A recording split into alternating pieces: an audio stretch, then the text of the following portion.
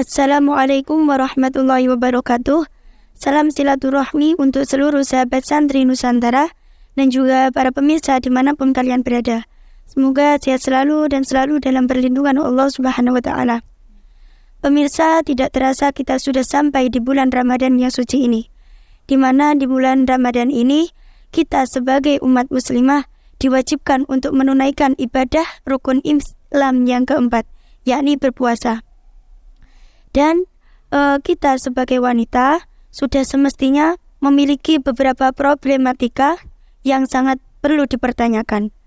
Dan di kesempatan kali ini kami akan mengupas sedikit mengenai problematika wanita di bulan Ramadan. Selain obrolannya spesial, kita juga kedatangan dua narasumber spesial juga, di mana di samping saya ada Mbak Lutfatul Hanan dari Lamongan, biasa dipanggil Mbak Nana. Terus di sampingnya juga ada Mbak Nihayatul Husniyah dari Cirebon, yang kerap dipanggil Mbak Nia. Nah, seperti yang kita tahu bahwasanya Mbak Nana dan Mbak Nia ini adalah salah satu santriwati di Pondok Pesantren Raudhatul Tholibat.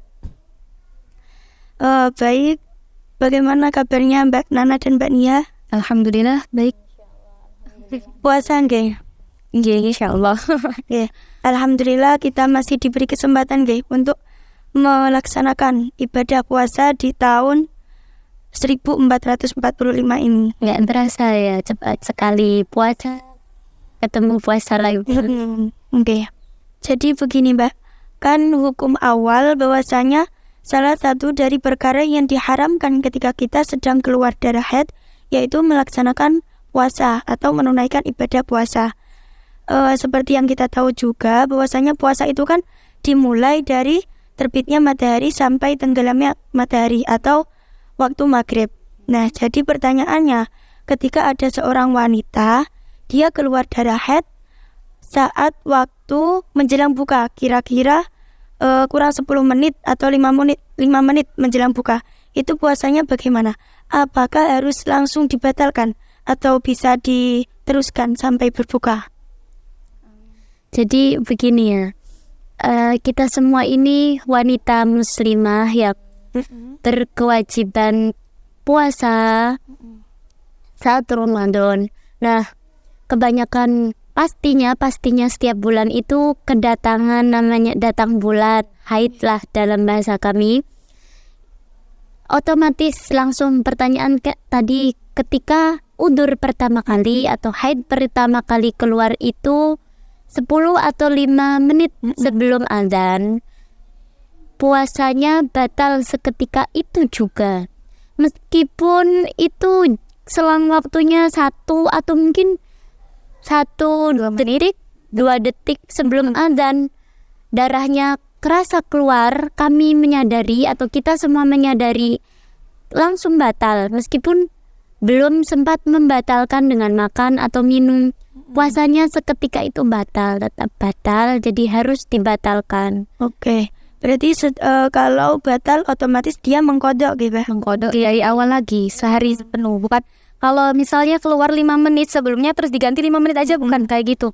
Digantinya tetap 1 hari. Jadi seumpama bukan kayak yang ke 10 dikurang 8 ya 2 seumpama itu. Ibaratnya bukan seperti itu. Jadi kita mengkodok kembali 1 hari full, 1 hari penuh seperti itu. Oke, berarti mengkodoknya harus tetap full 1 hari ngoten. Kalau dia keluarnya 1 hari, mengkodoknya 1 hari. 2 hari ya 2 hari ngoten Mbak. Baik, terus pertanyaan selanjutnya, kan tadi waktu mulai haid ya Mbak. Sekarang waktu mampet, semisal seorang wanita tersebut haid, keluar darah, terus dia mampetnya atau berhentinya darah tersebut pada waktu imsak. Nah, apakah dia diwajibkan berpuasa pada hari itu ataukah dia bisa meng-cancel pada hari berikutnya? Nggak boleh kalau di-cancel hari berikutnya, kan dia kewajiban puasa itu karena kehalang haid. Nggak wajib puasa itu karena kehalang haid. Kalau dia udah mampet, meskipun dia masih punya hadas besar, dia malas. Pada malam itu dia malas, nggak mau mandi soalnya dingin atau kenapa, itu tetap wajib puasa.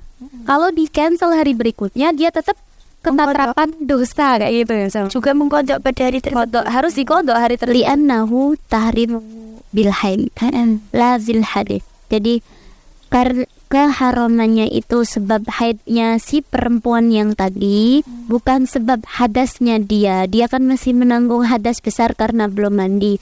Jadi ketika ada perempuan yang berhenti saat sebelum imsak, dia tetap berkewajiban berpuasa di esok harinya. Karena haidnya tadi memang sudah berhenti, jadi nggak bisa di cancel esok harinya, nggak bisa. Terus juga mungkin sebab-sebab hadasnya atau mungkin karena belum mandinya itu nanti lain lagi. Jadi mandi besar itu juga kan membutuhkan waktu persiapan untuk mandi besar, seperti siap-siap mandinya, mempersiapkan banyak hal seumpama seperti itu. Jadi kadang si wanita ada ya, sekarang seperti ya cerita. Ada wanita yang dia itu berhentinya mungkin 2 menit sebelum imsak, sebelum adzan subuh mungkin. 2 menit tuh dia tuh bisa nggak sih suci, bisa nggak sih mandi di tengah-tengah mandi, atau mungkin dia belum mandi sama sekali mungkin karena dia masih melakukan banyak hal ya, mungkin mempersiapkan ini itu segalanya atau bagaimana, dia tetap wajib dari tadi liana tahrimu bil haid, bukan sebab hadasnya dia gitu, seperti itu. Jadi tetap wajib. Jadi kesimpulannya memang yang mengharamkan kita untuk berpuasa itu adalah haid, bukan hadas. Jadi kalau seorang wanita tersebut lupa mbak, ketiduran gitu, mau mandi besar lupa, terus jadi boleh dong dia berpuasa. Boleh puasa, tapi tetap kewajiban malam itu kan biasa kan di Indonesia kan biasanya kalau niat puasa setelah tarawih, dia itu ikut niat nggak apa-apa setelah tarawih itu. Ya, nanti kayaknya nanti malam aku udah berhenti, terus pagi aku kayaknya udah bisa ikut puasa, berarti malam itu dia tetap wajib niat tadi. Oke, terus selanjutnya kan kita ini kan sebagai wanita ya mbak, sama-sama wanita, sudah semestinya tidak selamanya kita menjadi seperti ini. Akan ada suatu saat nanti kita berada di fase dewasa, yang saat itu kita akan menikah, Jomblo lagi.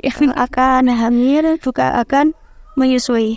Terus pertanyaannya, bagaimanakah puasanya orang yang hamil?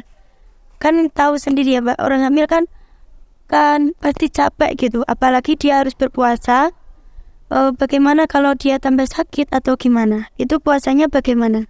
Puasanya orang hamil, jadi wanita itu kan ada yang normal itu dalam artian biasa, dia tidak hamil, dia tidak sedang menyusui, atau mungkin ibu-ibu dia tetap berkewajiban berpuasa, karena wajibnya puasa tuh untuk semua muslimin muslimat tanpa terkecualikan. Nah, jadi ibu hamil, ibu menyusui itu juga masih tetap berkewajiban puasa sebagaimana orang pada umumnya. Nah, seperti itu, tetap wajib berpuasa sama 24 jam, nggak ada dispensasi. Berhubung hamil puasanya hanya boleh 2 jam, 3 jam enggak. Tapi ada catatan untuk ibu hamil yang puasanya mungkin takut, sedang khawatir terhadap dirinya. Mungkin ada ibu-ibu yang berpikiran, saya sedang hamil, saya tidak mampu berpuasa karena saya takut nanti saya bagaimana. Ketakutannya itu hanya atas dirinya, ke atas dirinya sendiri. Berarti nanti dia boleh tidak berpuasa, tapi dia tetap mengqadai di hari lainnya. Setelah Ramadan itu nanti dia berkewajiban mengqadha berapa hari dia meninggalkan puasa Ramadan, berapa juga yang ia qadai di luar Ramadan, seperti yang di kitab takrib juga kayak gitu. In khafata wal hamil wal murdi in khafata ala auladi ala anfusihima, jika takut akan dirinya sendiri maka fa'alaihil qadha, maka wajib untuk atasnya mengqadai. Tetapi kalau in khafata ala auladihima, maka fa'alaihil qadha juga, untuknya juga wajib qada dan wal kafaroh, dan juga wajib membayar kafaroh. Kafarohnya itu angkul yaumin muddun, setiap 1 hari itu 1 mud. Tapi kalau sebagai catatan juga ya, kalau dia membayar kafarot bukan terus menggugurkan kewajiban tadi qada, tetap wajib qada. Kalau takut ala auladihima ya. Kalau takut akan anaknya itu dia wajib membayar qada dan kafarot. Tapi kalau untuk dirinya sendiri saja, aku takut kalau nanti kalau aku puasa nanti aku malah sakit. Misalnya dia punya sakit mah atau kayak gimana. Kalau takut akan dirinya sendiri wajib qada saja. Tetapi kalau takut akan anaknya, seperti orang yang sedang menyusui kan, takut nanti kalau aku menyusuin takut nggak keluar air susunya atau gimana, itu berarti wajib kafarat juga. Gitu ya, Kak? Betul seperti itu. Memang dalam takrib dijelaskan seperti itu. Ketika ketakutan, kekhawatirannya itu atas dirinya dan atas anaknya, itu harus membayar kafarat. Jadi yang tahu porsi khawatir seseorang kan dirinya sendiri. Jadi ketika ibu itu merasa saya sih nggak apa-apa, tapi bagaimana anak saya? Biasanya kan ibu-ibu berpikir dasar kasih sayangnya dan seorang ibu seperti itu pasti lebih memikirkan anaknya daripada dirinya sendiri. Jadi ini kayak sharing ya, cerita gitu. Pertama kali saya jujur, saya tuh bangga dan alhamdulillah mondok di Tanggir ini pertama kali belajar haid mendalam itu di sini. Bisa tahu banyak hal tentang haid, tentang wanita atau bagaimana itu di sini. Belajar dari guru kami Umina ya, yang mengajarkan kami pelan-pelan sedikit-sedikit tentang gimana sih bagaimana. Saya juga mikir gini, kenapa ya dalam kitab takrib begini, dalam kitab Fathul Mu'in begini. Kenapa kalau sama anak, kalau kekhawatirannya soal ibu dan anak, kenapa kok malah 2? Bukannya dia ibu itu, bukannya wanita itu jauh lebih anaknya, gimana ya sayang kan gitu lah, itulah gitu. Saya tuh sempat pernah dalam benak saya tuh berpikir seperti itu. Ketika kalau untuk wanita, untuk dirinya sendiri lebih ringan. Sahabat kan gitu, ringan, hanya mengkodoi saja kan, tidak membayar kafarat. Jadi di tengah-tengah penjelasan tuh pengen bertanya, tapi masih belum berani takut menanyakannya itu kepada beliau. Nah terus akhirnya ada jawabannya tuh ternyata. Kayak ibaratnya begini, ibaratnya kita kalau kita kan masih anak remaja begini. Kita mau nonton bioskop lah, katakan seperti itu. Mau nonton bioskop, mau masuk di bioskop tuh bawa tiket kan tiketnya satu. Terus Mbak Nana mau ikut, sedangkan yang punya tiket tuh cuman Mbak Nia sendiri, saya sendiri. Jadi kan bagaimana saya harus menebus ya, Mbak Nana tadi kan kayak jadi gitu, bayar kafarat itu kayak sogoan. Oh ini biar bisa masuk kayak gitu kan. Kalau takut soal anaknya gitu loh, membayar bagaimana caranya. Jadi dengan kafarat itu kekhawatirannya dia tuh membawa 2 orang, dirinya dan anaknya. Jadi bukan karena oh mulia sekali wanita ini, kenapa kok wanita yang mulia yang kasih sayangnya begitu besar terhadap anaknya, kenapa kok harus membayar kafarat gitu. Saya tuh sampai mikir seperti itu loh, kayak gimana ya, tapi ternyata tuh dia membawa 2 orang, ketakutan 2 orang, kewajiban atas 2 orang gitu. Jadi makanya kenapa lebih berat kayak gitu. Seakan lebih berat. Ibaratnya memang sogokan ya kan. Iya. Ya gitulah gitu. Seperti alasannya kenapa kok kekhawatiran dirinya sendiri lebih ringan. Ya itu sebagai contoh tadi. Soalnya satu individu. Kalau ala uzima hanya 1 tadi. Jadi kalau kodo, kalau takut akan uzima berarti sama bayar kafarat aslinya. Ya orang 2 soalnya. Nah kayak gitu.